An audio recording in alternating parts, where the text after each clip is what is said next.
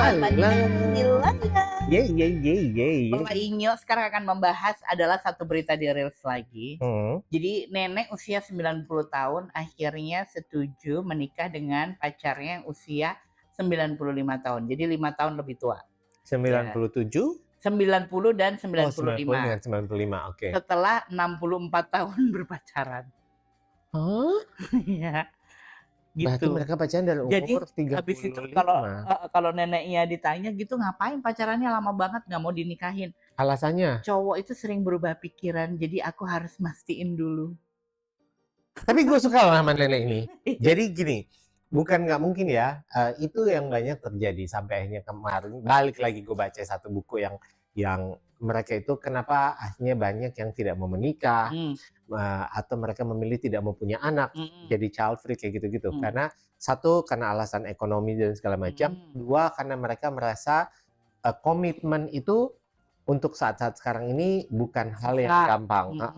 Itu adalah hal yang sulit. Terus dari buku yang gue baca itu Love Lessons itu, dia ada ajarin satu pelajaran love language di mana pelajarannya itu adalah lo saling memberikan kesempatan ke pasangan lo. Dalam artian gini, lo harus kasih kesempatan ke pasangan lo ini untuk dia itu juga punya space diri dia sendiri.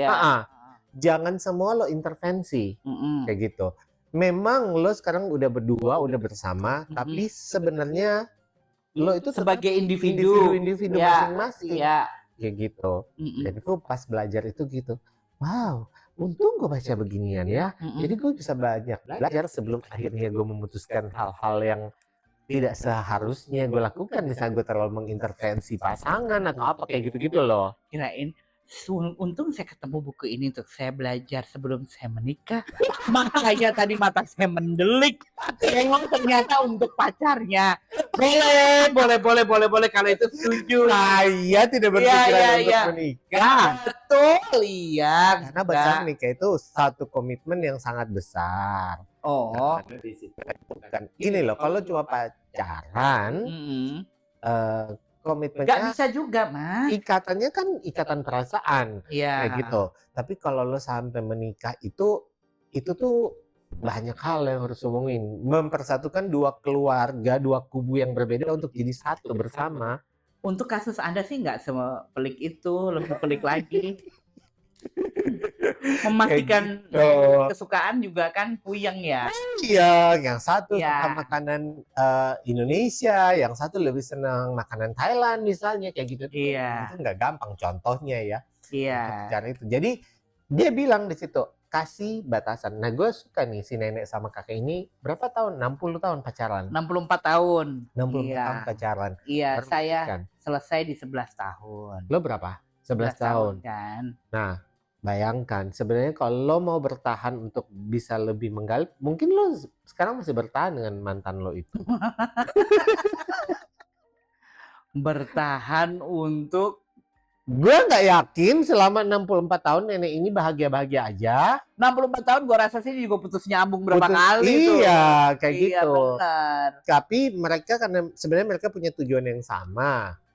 Hanya karena belum ketemu di titik tengahnya mereka nggak nikah. Iya, betul. 11 tahun aja saya sudah putus nyambung hampir lebih dari 10 kali, Mas. Serius? Iya. Dan 11 tahun itu? Iya. Oh, wow, makanya.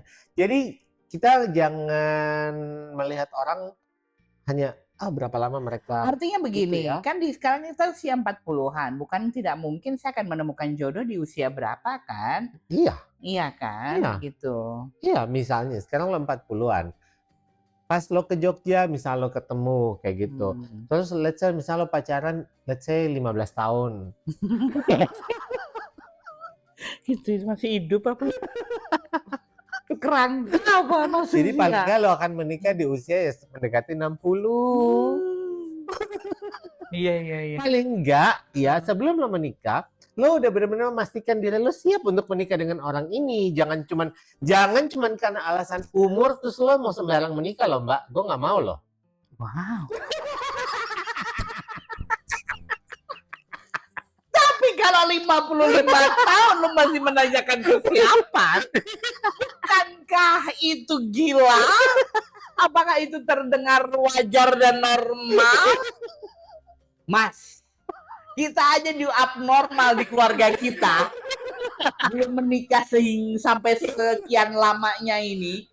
Gitu. Tapi untungnya perempuan-perempuan atau laki-laki atau ada orang banyak di luaran sana yang tidak menikah di usia 40 sekarang sudah tidak aneh lagi. Tidak aneh lagi. Karena banyak yang mengalaminya dan ada di dunia ini dan banyak. Gitu. Buat zaman dulu 25 tahun itu dianggap ketuaan untuk tidak menikah. Ya. Tapi kalau makin kesini enggak. Karena sudah lebih, karena gini yang gue nonton di podcastnya siapa ya.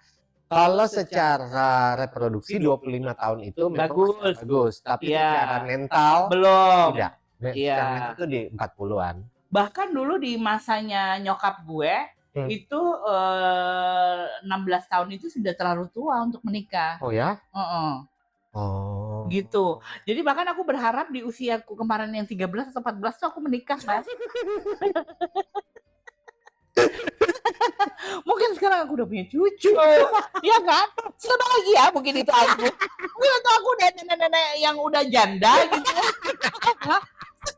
Itu kalau saya menikahi umur 14, tapi orang tua saya tidak memiliki pemikiran yang sama dengan saya pada waktu itu. Kenapa ya mereka melarang lo menikah di usia muda ya? Itu kenapa begini? Makanya ya kakekku ini, almarhum kakekku yang salah ini. Udah, maaf ya.